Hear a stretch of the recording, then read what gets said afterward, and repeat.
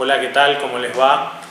En primer lugar, quiero agradecer al licenciado Alejandro Segura Chávez por esta invitación, por participar de este congreso de esta manera, en forma virtual, a distancia, que precisamente se repotencia en virtud de las restricciones que pandemia mediante en todos y cada una de las aldeas del globo la estamos padeciendo.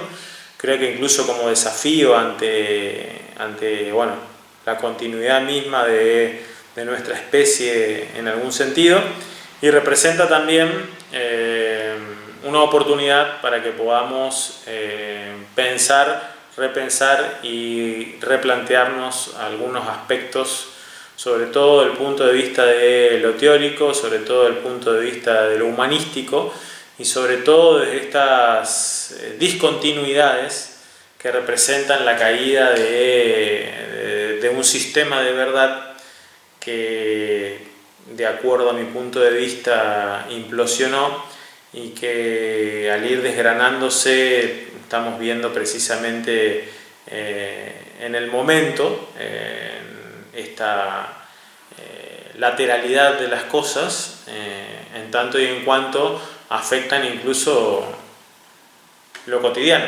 La participación a distancia, que si bien se venía dando a través de la dinámica de la razón instrumental, de lo tecnológico y demás, ahora es lo excepcional se transformó en norma, ¿no? Así que bueno, en este preludio y el agradecimiento al licenciado Alejandro Segura Chávez, a su equipo de trabajo, sus colegas, colaboradores y todos aquellos que forman parte de esta iniciativa. Alcancé a ver también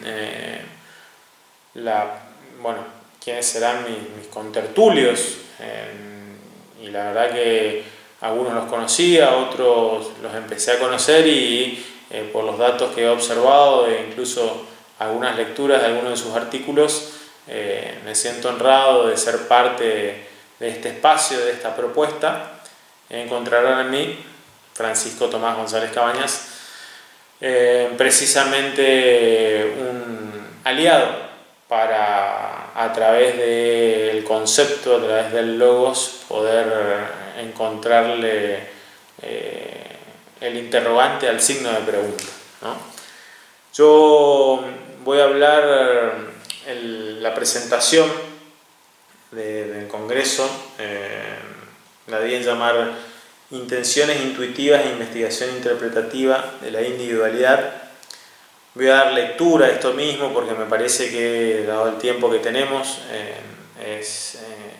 si bien puede ser menos espontáneo y tal vez un poco más poco atractivo desde el punto de vista estético y de la relación con lo audiovisual, me parece que en relación a lo que uno tiene acostumbrado, al menos yo que tuve la posibilidad de participar físicamente en diversos congresos en diversas partes del mundo y en distintos espacios académicos, no académicos, formales y no formales de pensamiento, todas las participaciones presuponen el corpus teórico de las mismas, y si bien en las exposiciones hay una exégesis de lo que uno planteó, en este caso me parece que bueno, habría que respetar necesariamente esto también. Por tanto, el trabajo a presentar es, insisto, intenciones intuitivas e investigación interpretativa de la individualidad. Como introito del corpus teórico a presentar, de la propuesta, tiene mucho que ver con una definición, si se quiere, en la cual hace mucho hincapié Marx a nivel teórico, entre la diferencia entre estructura y dinámica. Yo creo que así como en realidad viene de aquel relato que nos hace Platón en uno de sus diálogos en relación al inicio de la escritura, ¿no? Con aquel mito del dios egipcio que se manejaba solamente a través de la palabra y que en un momento, para hacerle la vida más sencilla, si se quiere, a los seres humanos, para que no olviden cosas, para no olvidar precisamente, genera el ámbito de lo escrito, pero logrando lo contrario, digamos, ¿no?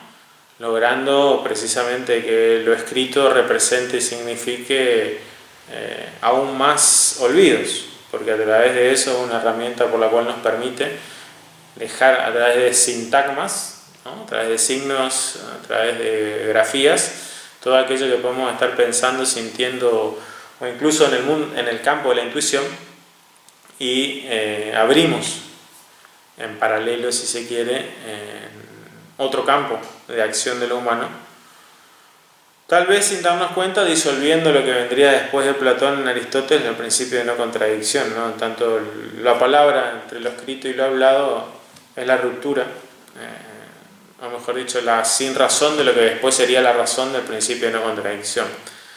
Pero bueno, esto lo toma muy bien Derrida después en la farmacia de Platón, donde precisamente lo que plantea es esto mismo, ¿no? O sea, ese inicio de la palabra que antes pertenecía al ámbito de lo sagrado, de unos pocos, de los pocos va a lo múltiple, digamos, lo escrito, que puede ser llegado hacia, en el cual puede tener acceso la mayor cantidad de individuos que no sean únicamente los dioses selectos, dueños de la palabra, pero que genera precisamente en relación a esto, a no olvidar el olvido, y genera a su vez luego un nuevo sistema de privilegios de los que tienen la palabra, ¿no? Veremos después, si no, la definición bíblica esa de que primero fue el verbo, digamos, y incluso más luego en Platón también, esta cuestión de el estado, el mejor de los estados gobernado por el rey filósofo,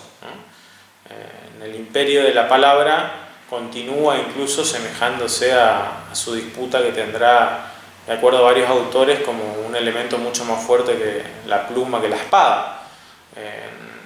Y entonces, dentro de esas estructuras que estamos planteando y que estamos presentando en este congreso, tienen que ver en cómo nuestro planteo arriba a través no solo de una dinámica, el fluir de las ideas, la presentación, lo que consideramos que es un aporte creativo, un aporte que obviamente en el cual uno se nutre de muchos autores, de muchos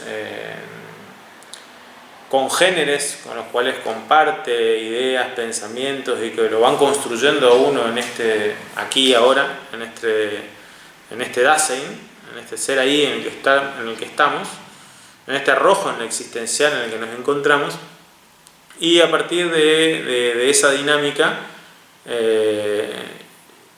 estemos o no, digamos, obcecadamente cumpliendo a rajatabla los lineamientos de una determinada estructura, la dinámica se ensamble o no, o la exceda, o va a estar condicionada por la estructura, o va a generar una nueva estructura, o va a generar cambios en esa estructura. ¿Qué quiere decir? Seguimos hablando en lo textual, en nada más que en lo textual. Es decir, si nosotros debemos escribir poesía, bueno, obviamente no solo que existía la poesía clásica con las determinadas rigores formales y exigencias que después se transforman, ¿no?, en la poesía moderna, el verso blanco y demás, pero no dejan de tener una estructura que la definen como poesía, si no serían la distinción de los géneros, ¿no?, género y especie, en cuanto también al campo de la palabra. Es decir, un ensayo es un ensayo en tanto y en cuanto sostiene una tesis, una idea, se la contrarrefuta, se la nutre de argumentos, se elabora una síntesis. Y un cuento, a diferencia de una novela, una nouvelle, por ejemplo, una pequeña novela, tiene una extensión, el cuento, mucho más reducida que la de la nouvelle. La nouvelle tiene a su vez más reducida que la novela general, la novela clásica, los guiones cinematográficos, las recetas de cocina, que son estructuras en donde la dinámica de los escritos se va permeando, generan precisamente este doble juego, ¿no? Este doble juego en donde nosotros consideramos, a través de la propuesta que te la estamos ofreciendo en este congreso, de que así como existieron, bueno, los seminarios, como existieron más luego las obras completas de toda la recopilación de artículos, de autores, de charlas, incluso lo que usualmente en humanística se ve que eran o es material de estudio, de clases magistrales y de conferencias que después pasan a ser libros, vemos que el objeto libro, que ha dominado en los últimos siglos hasta esta parte, deja de ser la estructura clásica del intelectual, ¿no? Es decir, esta dinámica de pensamiento que vamos a presentar va por fuera del concepto libro y del concepto artículo académico, con las citas textuales de las normas Chicago, Oxford, APA, digamos, que referencian un rigor que a nuestro humilde entender carece de sentido por una excentricidad de lo metodológico. Partimos de la base que son algunos aspectos que alejan al lector de la lectura, en tiempos en donde la lectura es casi un fenómeno milagroso, ¿no? Y no solo la lectura es un fenómeno milagroso, sino que también ese fenómeno milagroso se ve aún más reducido cuando la lectura no necesariamente significa comprensión.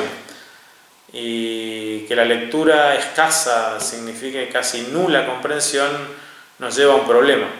Entonces, si los ámbitos, las usinas académicas, de estudio, como la querramos llamar, se aferran a estas cuestiones metodológicas, estos rigores formalistas, lo único que hacen es ir cercando, como en los tiempos del medioevo, ¿no? Donde solo algunos miembros privilegiados de la curia podían tener acceso a esas verdades de los monasterios, y en donde, bueno,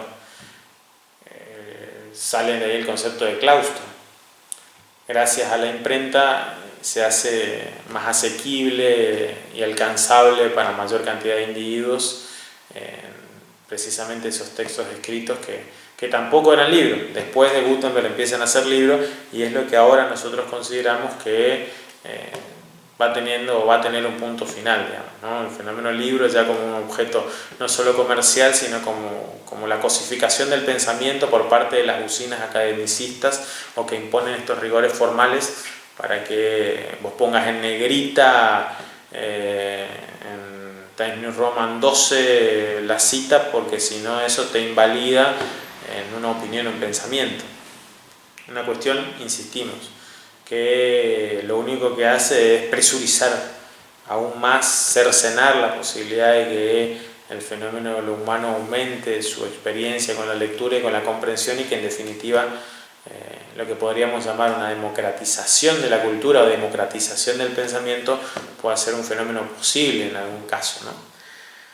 Así que esa es la estructura. Nosotros vamos a usar una estructura en la cual planteamos artículos que no son breves, son breves en relación a tesinas de cientos y cientos de páginas que son casi copiar y pegar de citas textuales de libros que bueno, tienen muy poca dinámica, digamos, ¿no? Salvo en esos selectos grupos que en definitiva casi en la mayoría de los casos terminan discutiendo el sexo de los ángeles, ¿no? Volvemos a esa época medieval, más luego bizantina, en donde las discusiones estaban centradas en estos aspectos.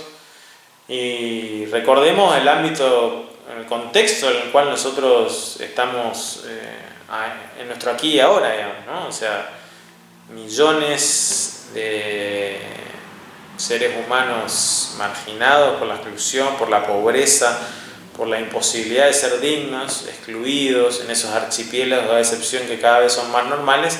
Y ahora, con la irrupción, precisamente con la caída de todo este sistema de verdad, nos encontramos con que ni siquiera tenemos garantizado eso que ese sistema nos garantizaba, algunos muy pocos, ¿no? Lo que nos podíamos alimentar y tener algún bien como para gozar de la libertad de caminar, gozar de la libertad de abrazar al otro, besarlo, gozar de la libertad de tener un sistema sanitario, de tener un sistema de educación, el derecho al ocio, al esparcimiento, al mirar un espectáculo deportivo. Nada de esto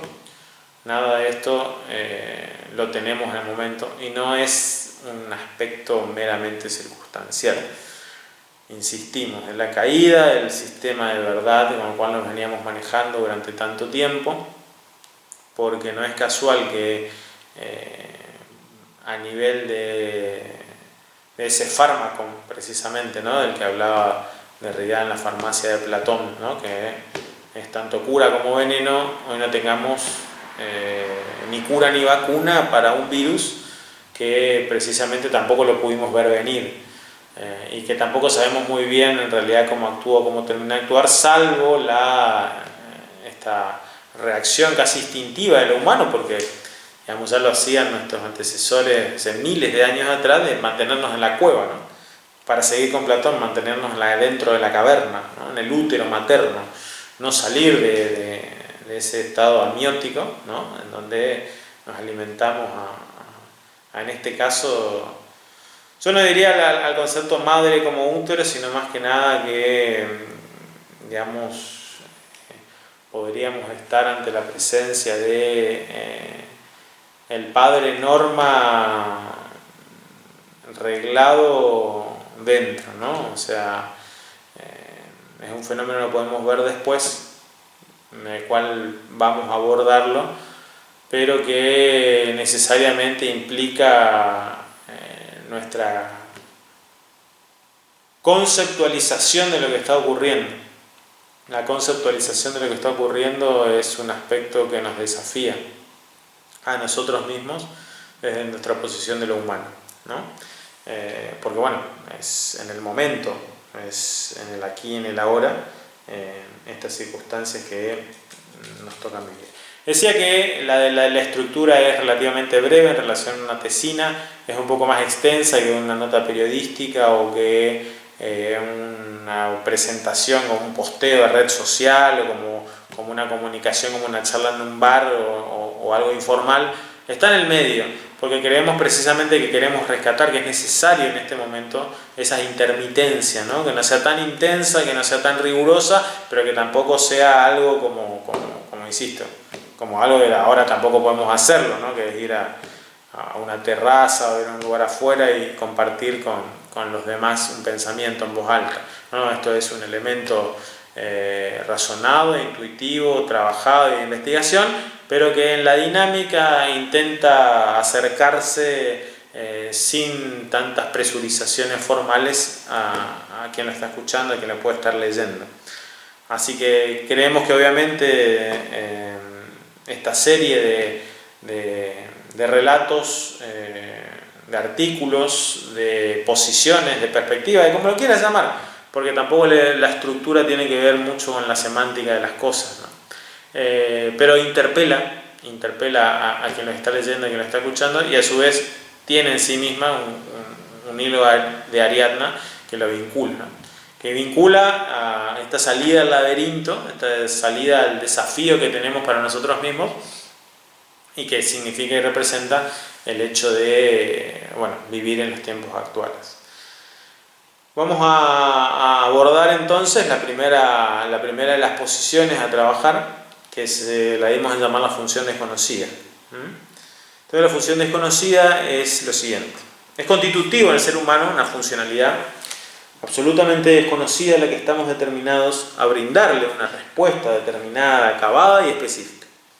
Hasta el momento mismo de hacerse efectiva la finitud de todos y cada uno de nosotros, la operatividad de tal función se manifiesta en la incesante disposición que alienta hasta el final la pulsión de vida y que, junto a la característica primordial de ser seres deseantes, nos lleva a que creamos haber correspondido a esa demanda congénita de haberle entregado la respuesta pretendida y anhelada que nos dispuso como finalidad misma el precisamente dotar de sentido lo que en términos conocidos y expresados no lo tiene, ni lo tendrá en los campos de la razón disciplinada o lógica concluyente, y que significará para cada uno de los seres, en la definición de tales, de lo que somos, que construyamos la disposición hacia la intención existencial o la función dentro de las estructuras que nos moldean, para convencernos, de acuerdo a los diferentes procesos individuales y graduales que llevamos a cabo, que tal desconocimiento de lo que vivenciamos o para lo que tenemos o debemos vivenciar excede el cumplimiento formal, efectivo y común de las funciones corporales que nos mantienen con vida.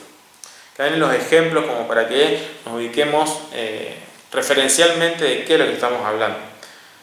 Así como lo fue para Sigmund Freud el inconsciente y para Jacques Lacan el objeto A, la disposición desconocida es la tercera arista que completando, tal vez, la tríada de elementos que no figuran de modo asequible o asible, pero que son constitutivas del sujeto en relación a su condición de tal, y de su experiencia en calidad de humano en su aquí y ahora determinado. Es desconocida la función, dado que no opera desde la ubicación física de un órgano determinado, pero tal conformación o dotación espectral la hace integral, omnipresente en su ausencia expresada y acabada. No existe ser humano en la Tierra, en un momento dado, que no haya creído, sentido, intuido, razonado, que su existencia, que su presencia, que su manifestación viviente se debe, obedece o se corresponde con una funcionalidad, una disposición o intención natural, energética o colectiva, de la que es parte, para llevar a cabo una suerte de objetivo, de finalidad o sentido que precisamente tiene como mandato llevar a cabo en el tiempo que tenga, o incluso se dé para sí como habitante en el presente plano. Lo que se llama o define como destino es la huella, el rastro de búsqueda que viene realizando el sujeto para dar con el condicionante que lo impele, lo intima a denunciar, expresar y armonizar colectiva e históricamente esa demanda natural, íncita de brindar una respuesta que satisfaga la operatividad de la disposición o la función en sí misma y para cada uno de los sujetos. Es decir, podrá ser en un determinado momento la consecución de logros materiales, acumulativos, vinculados a un rol familiar o social dentro del ámbito laboral, artístico, deportivo, profesional, informal o del que fuere. Lo cierto es que siempre será esa respuesta que se le dé a esa función, a esa disposición que demanda. Al crearla, sentirla e intuirla como tal en nuestra condición de sujetos, tenemos la inacabada como inexpresada sensación que en algún momento conocimos, previo al arrojo existencial, o que finalmente lo haremos, cuando nos sobrevenga la muerte. Esa determinación, ese objetivo, esa función, ese sentido para el que tenemos el paso obligado en esta experiencia que llamamos vida. Entendiendo la importancia nodal que posee en todos los momentos desde que tenemos conciencia de nuestras existencias, podemos dar cuenta de cómo hemos conformado nuestra experiencia colectiva en el mundo. La dimensión numérica de contabilizar para generar resultantes obedece obcecadamente a esta disposición, como el forjar antecedentes y precedentes de una suerte de saga para la que creamos que venimos a ser parte con un rol, un papel específico y determinado.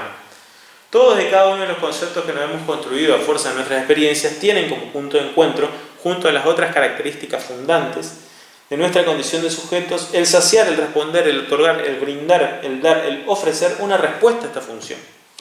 A esta intención que permanece desconocida, desde tal lugar la pretendemos descalzar, dislocar, correrle el velo de ocultamiento para sentirnos plenos, felices o realizados.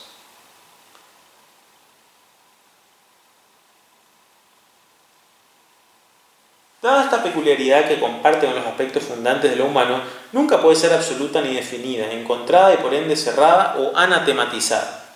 Esto, que en una priori podría significar un elemento negativo que denota un disvalor, en realidad dinamiza, imbrica la consecución del sujeto por la libertad como desapego precisamente del mandato, la misión o el rol, el papel a tener o ejecutar. Es decir, esto mismo, el estar oculto, no expresado, orbitando en tal ámbito de lo desconocido y pese a condicionarlo de forma tal que hace el sujeto una búsqueda con una construcción de sentido existencial como social, le permite el juego, la oscilación, generándose la sensación de libre albedrío que cada tanto se experimenta. Es decir, como uno no sabe ni nunca sabrá a ciencia cierta ese rol específico ni determinado, pero que se siente, se intuye y se hace presente, mediante esta función o disposición desconocida, la libertad a conseguir se equilibra o tensiona con esa función del destino, previamente asignada o escogida. Se libra una suerte de disputa entre las fuerzas o pulsiones de Eros y Tánatos, entre las moiras de la mitología griega, a quienes acudiremos para la alegoría de determinar la función, la disposición o la intuición desconocida. Son tres las moiras, recordaremos, ¿no? Cloto, que para nosotros va a ser la disposición, láquesis, que es para nosotros la función, y atropos, la intuición, quienes se debaten en la constitución del sujeto y en la decisión de éste, condicionada obviamente, la dinámica misma del objeto u objetivo que ese sujeto determinado se vaya trazando en los diferentes periodos de su vida. Nos dio las moiras del destino, ¿no? El ir y venir, las contraposiciones y demarcaciones de las moiras entre sí que pululan como los tironeos o movimientos que se siente, intuye o percibe el sujeto dentro de sí, no está por fuera, ¿no? Eso se opera dentro de, obviamente, la conciencia de sí que tenemos y que en realidad no tenemos de nosotros mismos, pero que no está por fuera como en el fenómeno de lo griego, que sí crea el sistema de lo mitológico, ¿no? El ir y venir, las contraposiciones y demarcaciones de las moiras entre sí pululan como los tironeos, movimientos que siente y intuye percibe el sujeto dentro de sí, lo que hará que finalmente tome una decisión que también podrá ser cambiada. Es finalmente la libertad adquirida o adquiriente, que puede traducirse como felicidad, por el descubrir de aquello desconocido, la función y disposición primigenia, y el manejo que haga de tal demanda en el decurso de su propia existencia, liberando y alimentándose a la vez de la energía de la libertad, que se nutre en las condiciones previas y anteriores que permiten que ese cuerpo sobreviviente, complementando sus funciones vitales, se constituya sujeto, pero liberado a la vez de ese libreto que es destino, elegido o asignado a un tiempo anterior o ulterior, como posibilidad de libertad, a cada rato, en cada momento, definiéndose este interactuar como el sentido mismo de una instancia o un instante de felicidad. Esto es lo que llamamos la función desconocida, como para replegarnos en el movimiento y de la exposición escrita. Es en definitiva, en términos prácticos y concretos, aquello que, de acuerdo a nuestra conjetura, planteamos que ninguno de los seres humanos escapamos a en algún momento tener esa sensación de que venimos al mundo, de que hemos sido arrojados, creados, o como cualquiera lo sienta, lo cree o lo pueda interiorizar para sí, con algún objeto u objetivo, ¿no? Eso es algo que creemos que está dentro de una estructura que precisamente es desconocida y que orbita dentro de nuestra constitución de sujetos, ¿no? Entonces la tenemos que llamar, la tenemos que denominar. Es la función desconocida. Eso es lo que estamos presentando. Es decir, ahí, así como en el objeto A, el inconsciente, esta función desconocida que plantea ese juego como lo fue de encontrar una alegoría entre las moiras, ¿no? Entre esa disputa que se da dentro de nosotros mismos a través de la intuición, de la razón, de las emociones, del intercambio de experiencia entre espacio y tiempo como sensaciones, ¿no? O sea, todos aquellos elementos que van generando la vieja cuestión dilemática entre si nos bañamos 2 veces en el mismo río o no, digamos, ¿no? Entre Parménides y Heráclito, en definición, si nada se mueve o si todo está en constante cambio. Recordando, ¿no?, aquella frase de Heidegger de que la bomba atómica comenzó a explotar con Parménides, ¿no? Es decir, cuando él cree que nada se mueve, entonces hay otro que le contesta que en realidad todo es en permanente cambio, porque el mismo Parménides había planteado que no podíamos pensar la nada. Que bueno, Heidegger incluso después, ¿no?, porque es más bien el ser y no la nada, plantea a través de esta cuestión de la existencia en relación a lo óntico, en relación a lo fenomenológico entendido como el elemento más abstracto pero cotidiano a la vez, ¿no? Entonces, creemos nosotros, volviendo a nuestra conjetura, que la función desconocida es precisamente un elemento determinante en la subjetividad. Me parece que eso es como elemento para plantearlo y como para dejarlo como el primer punto de partida, ¿no? Luego encontramos en esa alegoría de las moiras cómo esa función no tiene precisamente una operatividad exclusiva o excluyente entre cada sujeto. Es dinámica, es decir, no puede ser obturada como si una definición cientificista, ¿no? lo que más puede tener relación es que la función desconocida surge como para llenar el vacío que nos genera lo incierto, la incertidumbre. Esa es la función desconocida, es la balanza que hace o que la existencia de la función desconocida obedece precisamente a esa falta. Es el síntoma de la fuga, ¿no? Y ahí, ¿por qué lo consideramos constitutivo del ser humano? Porque esa es la sensación de libertad, ¿no? Entre libertad y la libertad como contraposición del temor o el miedo o de la restricción, del límite. Es el llamado, la convocatoria que nos hace desde un lugar espiritual, si querés poner en términos derridianos, ¿no? De la usía en términos aristotélicos, del Dasein en términos heideggerianos, es esa respuesta. Por eso consideramos que contiene la función desconocida.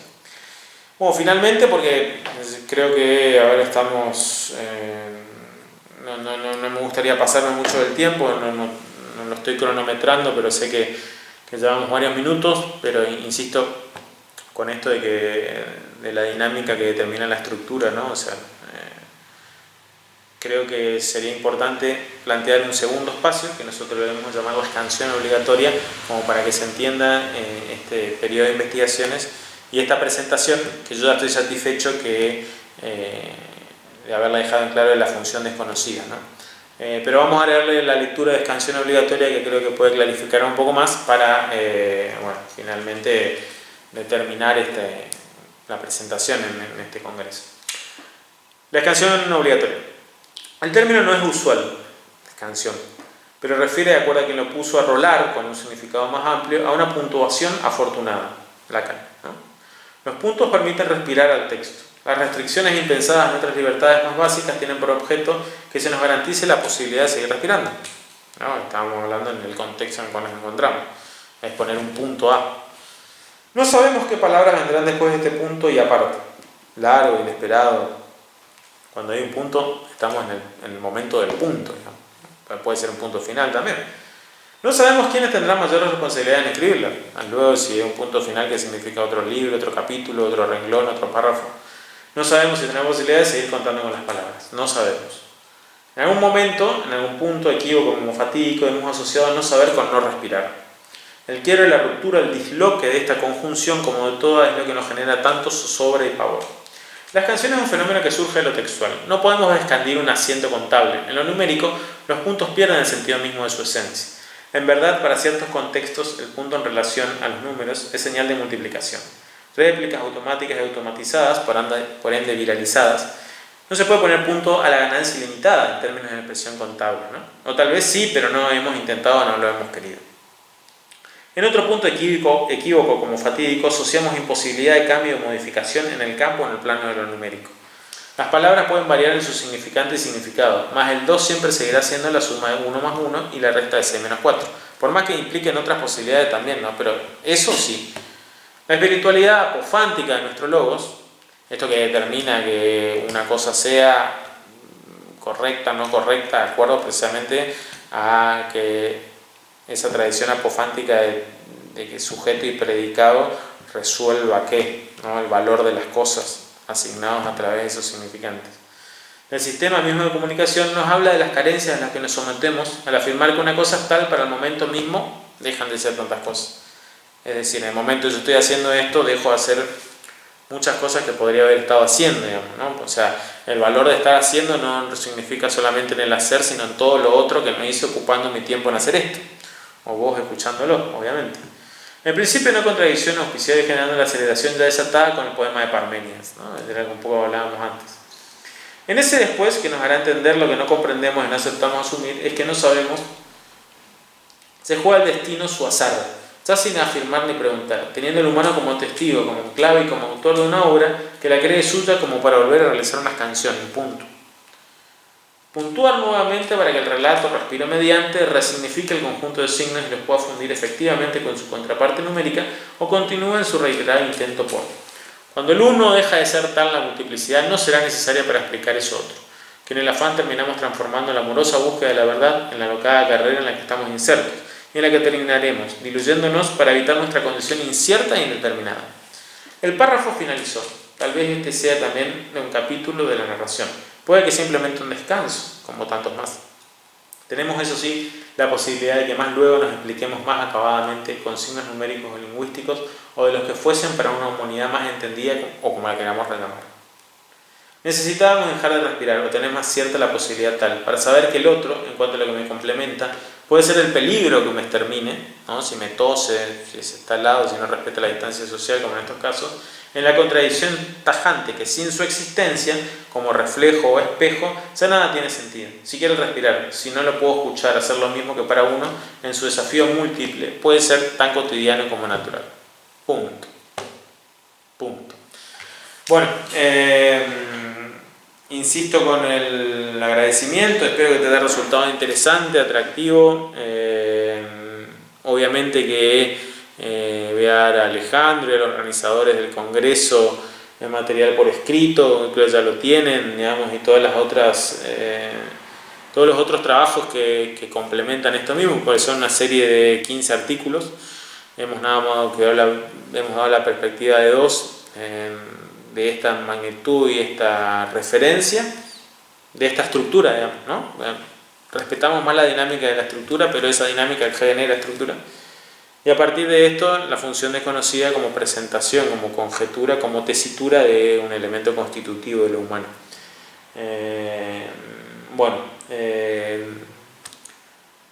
Espero que te dé resultado interesante. Estoy a disposición en estos tiempos en que estamos lejos pero cerca a través de lo telemático y lo virtual. Esperemos no tener algún colapso electrónico, energético que nos imposibilite más luego, ¿no? Una comunidad como la que estamos creando, digamos, o sea, porque eso también vamos a tener que tener cuidado en algún punto. Por eso es bueno siempre este tipo de experiencias, ¿no? Que se sirvan de lo tecnológico y de lo instrumental y no ser nosotros un servicio de ellos, porque en definitiva la experiencia de lo humano va más allá de sus medios, de sus métodos, ¿no? Es lo humano lo que determina. Por ello, hasta que esto dure, Francisco Tomás González Cabañas, hay redes sociales, bueno, hay elementos que nos hacen encontrar por las redes, y un gran saludo. Voy a estar muy atento a la exposición con quienes comparto la presencia en este congreso. Hasta luego, muchas gracias.